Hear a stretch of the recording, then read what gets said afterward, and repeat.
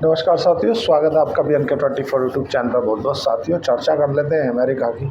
America में जैसे कि डोनाल्ड ट्रंप ने कसम ही खा रखी है कि दिन निकलेगा और मैं तुम्हें एक नई ब्रेकिंग न्यूज़ दे दूंगा, और दुनिया को डराने का एक ठेका उन्हीं ने ले रखा है।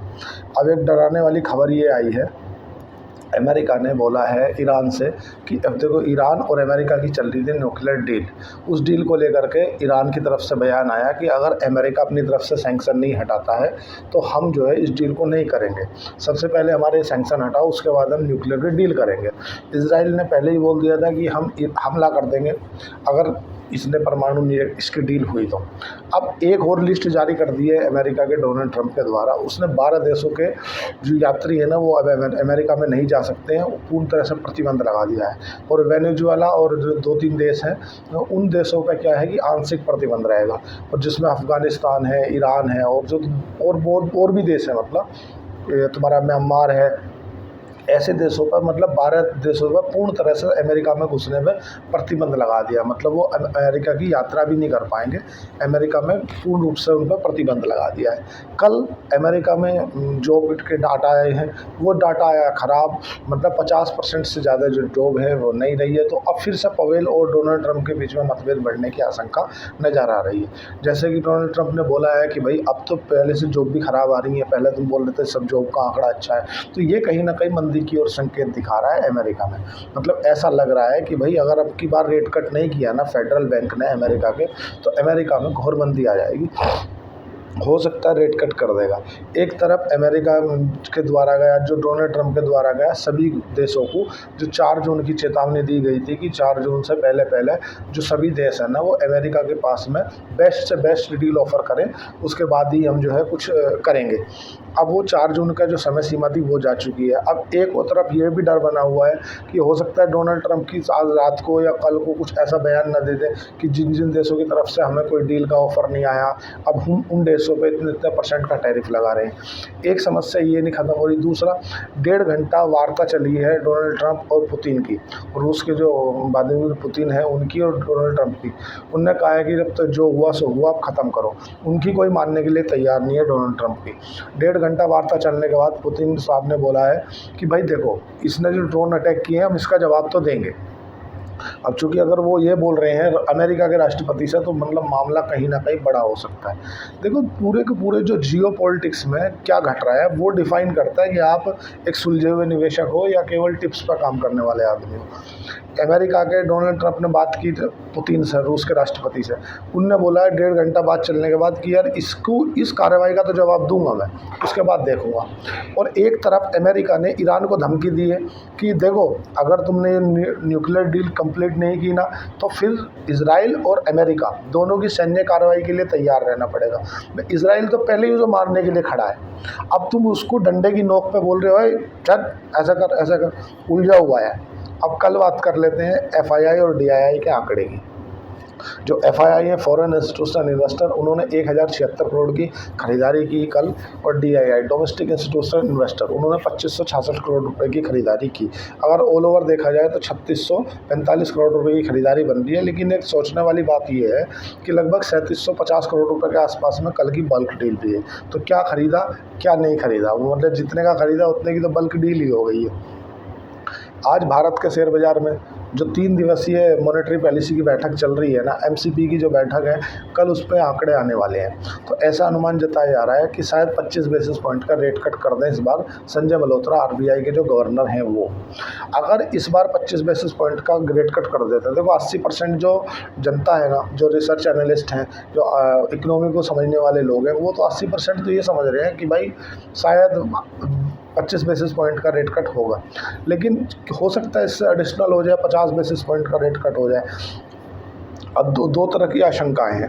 तीसरा, आज यूरोप में भी रेट कट होने वाले हैं, मतलब आज उनमें भी बैठक चालू है। अमेरिका का डेलीगेशन, मतलब जो द्विपक्षीय व्यापार समझौता है ना, उसको लेके आज अमेरिका का जो डेलीगेशन है वो भारत में है और उस पर चर्चा करेगा कि क्या हो सकता है, क्या नहीं हो सकता है, क्या इसको किया जा सकता है, क्या नहीं किया जा सकता है, कहाँ कहाँ हो सकता है। रुपया हमारा 85 रुपये 90 पैसे पे बना हुआ है, 88 पैसे, मतलब ठीक है। अब कल तो 86 को भी क्रॉस कर गया था। अगर बात करें चांदी की तो चांदी 1 लाख के ऊपर बनी हुई है, स्थिर है। सोना 98,500 में बना हुआ है। क्रूड ऑयल 64 रुपये 75 पैसे में बना हुआ है। जियो पॉलिटिक्स में जो घट रहा है उन घटनाओं को देखते हुए तो ऐसा लग रहा है कि बाज़ार में अच्छे बुरे दोनों संकेत एक साथ दिख रहे हैं। पहला अच्छा संकेत ये कल हो सकता है अमेरिका और भारत के बीच में डील हो जाए।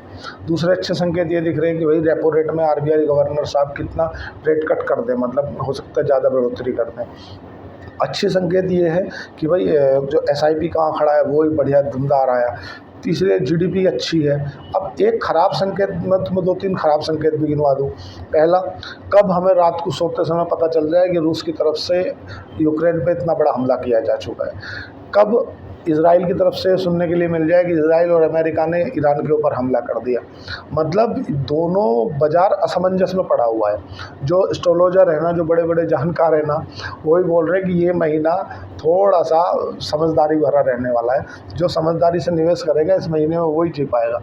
अब अमेरिका का जो चीन का बीच में तनाव बढ़ रहा था, उसने एक नया मोड़ ले लिया है। नया मोड़ क्या ले लिया है?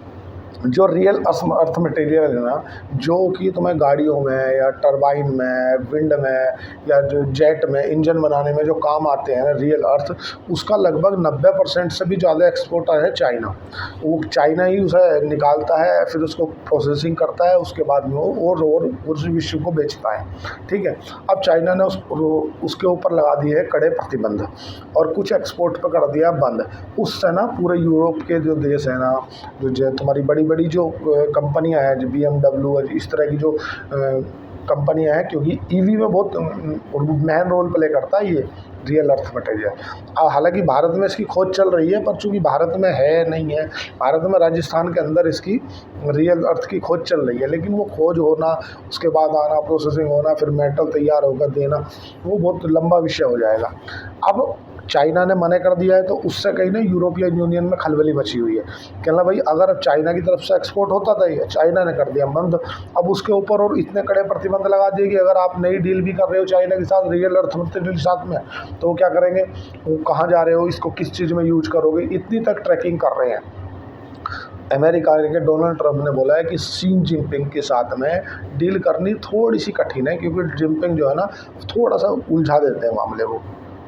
एक अब बात करें, थोड़ा सा नया जो मोड़ लिया है बाज़ार ने, जो नया मोड़ लिया है, पूरा का पूरा सभी देश एक दूसरे की ओर ताक रहे हैं, क्योंकि WTO में यूनाइटेड नेशन भी जाने के लिए सोच रहे हैं। क्योंकि जो यूरोपियन यूनियन है ना, जितने देश हैं यूरोप के अंदर, वे भी WTO में जाना चाह रहे हैं, क्योंकि अमेरिका ने उनके ऊपर भी जो टैरिफ थोपे हैं ना, उन टैरिफों से परेशान है। जिस तरह से जियो पॉलिटिक्स हो रही है, तो क्रूड ऑयल भी ऊपर जाए कि नीचे जाए उस कंडीशन में फंसा हुआ है। बात करें जो तुम्हारा NTPC ग्रीन एनर्जी है, NTPC ग्रीन एनर्जी का ₹2.95 के रेट पे, मतलब 1000 मेगावाट को UPPCL, Uttar Pradesh power corporation of India limited, उसके साथ में डील हुई है। तो ये कंपनी इसलिए देखने के लिए रही। आज ओला इलेक्ट्रिक में उन कुछ प्रमोटर थे जो पहले से थे, उन्होंने अपनी हिस्सेदारी बेची है, तो उसका इफेक्ट देखने के लिए मिलेगा। एक के साथ साथ में 2-3-4 फैक्टर हमें साथ साथ लेकर चलने पड़ेंगे। पहला, ओला इलेक्ट्रिक, क्यों? क्योंकि उस प्रमोटरों ने हिस्सेदारी बेची है। आज भी बल्क डील हुई है, मतलब ऐसा नहीं कि आज नहीं बेचा। हो सकता है कि कल रुक जाए या FII की आज खरीदारी के आंकड़े आ जाए। आज एक्सपायरी भी है, मतलब आज निफ्टी की एक्सपायरी है, तो उसके लिए शॉर्ट कवरिंग भी देखने के लिए मिल सकती है कि भाई आज शॉर्ट कवरिंग है इसलिए बाज़ार ऊपर गया है, कि लोगों ने अपनी पोजीशन शॉर्ट कर रखी थी, उन्हें लॉस हो रहा था, इसलिए शॉर्ट कवरिंग के चलते। पुट कॉल रेशो जो है ना, PCR रेशो बोलते हैं जिसे हम, PCR रेशो काफ़ी कंट्रोल में, अंडर वैल्यू है। दूसरा, आपको ये चीज़ मान के चलनी पड़ेगी, जो विक्स है ना, वोलेटिलिटी इंडेक्स, वो आज थोड़ा सा नीचे आया, मतलब 17 कुछ पे चल रहा था, वो 6% के गैप पे था, अब वो थोड़ा सा नीचे आ गया। अब विक्स 15 के आसपास आया, नीचे का बिल्कुल 10-12 पे नहीं आ गया कि आप सोचो सब मज़े में नहीं है, पर ठीक है, मतलब उतना ज़्यादा घबराने वाली बात है नहीं। आरईसी अलग नहीं मान रही। आरईसी मतलब जो भी पावर फाइनेंस से रिलेटेड काम करती है, वो 1,15,000 करोड़ रुपये जुटाना चाह रही है। उसने अभी मंजूरी लगाई है। अब तो ये समस्या ख़त्म हो नहीं रही कि दूसरा आ जा रही है। एक तो तुम्हारी डायमंड पावर इंफ्रास्ट्रक्चर है, वो ओएफएस के जरिए, ऑफर फॉर सेल के जरिए 6% हिस्सेदारी बेच रहे हैं अपने, 12% के डिस्काउंट पर बेच रहे हैं। भाई ये बाज़ार ऊपर जाए तो सही, पर ये जाने दे तब ना। और कभी ओफेसो आ जा रहा है, कभी बल्क डील आ जा रही है, कभी कोई आके माल बेचता रहा है, कभी एफआईआई आके माल बेचता रही है। बाज़ार को ऊपर उठने ही नहीं दे रहे। जैसे ही बाज़ार नीचे से ऊपर आता है, हाल कोई ना कोई आके माल टेप जाता है। और ट्रंप की कोई बात सुन नहीं रहा है। ट्रंप की ये सिचुएशन है कि भाई कोई तो मान लो मेरी बात, कोई तो मान लो दादा, तुम ही मान लो, पुतिन साहब तुम ही मान लो। हाँ कोई नहीं सुन रहा। इधर बोल रहे तू सुन ले, बोले नहीं सुन रहा। अब डोनाल्ड ट्रंप का एक नेचर हो चुका है कि वो कहीं ना कहीं उनको आदत में है कि मुझे कुछ ना कुछ सुबह उठते से बोलना है और लोगों की सुर्खियों में आ जाना है। ऐसा है। अभी उन्हीं के जो बिल है, उन्होंने जो ब्यूटी बिल पेश किया है ना, उस ब्यूटी बिल पे ही उन्हीं के मतलब डेमोक्रेटिक और जो तुम्हारा डोनाल्ड ट्रंप वाली पार्टी है, दोनों के ही बीच में मतभेद बढ़ गए हैं। डोनाल्ड ट्रंप की पार्टी के अंदर से ही जो लोग हैं वे भी इसका विरोध करने लगे हैं। क्यों विरोध करने लगे? अभी इलोन मस्क ने आज फिर बोले इससे ना अमेरिका का डेट टू जीडीपी बहुत बढ़ जाएगा, ये बहुत ख़राब बिल है, ये आना नहीं चाहिए था लेकिन ये आया है। इन सब चीज़ों को नज़रअंदाज करते हुए बाज़ार उनके कभी ऊपर खुलते नीचे आ जाते, नीचे खुलते ऊपर आ जाते। बाज़ार को एक अच्छा मूवमेंट नहीं मिल रहा। हमारे बाज़ारों में मूवमेंट है, पर बाज़ारों की साथ साथ में ख़राब खबर और अच्छी खबर दोनों है। तो जो निवेशक हैं वो घबरा रहे हैं, जो ट्रेडर हैं वो सोच रहे हैं पता चले हमने ऊपर की पोजीशन बना ली, बाज़ार गैप डाउन ओपन हो जाए। पता चले हमने नीचे की पोजीशन बना ली, उधर डोनाल्ड ट्रंप बोल दें कि हमारी सब चंगा हो गया है, बाज़ार गैप अप ओपन हो जाए। पता चले फेडरल बैंक रेट कट कर दे, बाज़ार गैप अप ओपन हो जाए। हो सकता है फेडरल रेट कट कर दे। आज जैसे यूरोपियन यूनियन, यूरोप में भी कुछ बैंकों की जो मीटिंग है वो चल रही है, वहाँ से हो सकता है कुछ अच्छी खबर आ जाए, वहाँ पे रेट कट हो जाए। बाज़ार ना ऊपर नीचे दोनों तरफ चलने के लिए तैयार है, किस तरफ भी करवट बैठ सकता ऊँट। इसलिए बाज़ार में अगर आप हो शेयर मार्केट में, तो आप ये ध्यान रखें कि बिना वित्तीय सलाहकार के पूछे कुछ भी ना करें, क्योंकि ये जो मार्केट है ना, ये बहुत ही अनसर्टेनिटी वाली मार्केट है। आप समझ नहीं पाओगे कि यार कंपनी के फंडामेंटल अच्छे हैं, उसके बाद में भी कंपनी कहीं नहीं जा रही, और कंपनी के फंडामेंटल ख़राब है, बेकार है, कचरा है, प्रमोटर माल बेच रहा है, उसके बाद भी कंपनी रॉकेट बन रही है। तो ये सब चीज़ें जो है ना, आपको अपना रिस्क अपने से करके चलना पड़ेगा। अगर आपको शेयर मार्केट में काम करना है, डीमैट अकाउंट खुलाना है, तो आप शेयर खान के साथ में डीमैट अकाउंट खुला सकते हैं। नीचे दिए गए डिस्क्रिप्शन में जा करके उस पर लिंक पे अपना मोबाइल नंबर डालना, तो आप अपना अकाउंट डीमैट अकाउंट खुला सकते हैं शेयर खान के साथ में। लेकिन इतना ज़रूर है कि बाज़ार में कब अनसर्टेनिटी बनी हुई है। क्यों बनी हुई है? क्योंकि ट्रंप की तरफ से क्या बयान आ जाएगा, रूस क्या कर देगा, इजराइल क्या कर देगा, कोई तय नहीं है। इस तरफ हमारे रेपो रेट को लेकर के या अमेरिका और भारत के बीच में जो ट्रेड डील हो रही है वो होती है नहीं होती है, किन किन विषयों पर सक्सेस हो पाती है नहीं हो पाती है, कहाँ मामला होता है, कहाँ उलझ जाता है, ये सब चीज़ देखने लायक रहेगी।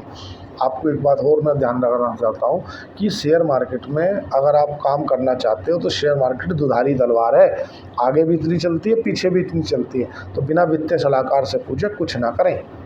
आज के लिए इतना ही। चैनल को लाइक करें, सब्सक्राइब करें, कमेंट करें। धन्यवाद, थैंक यू।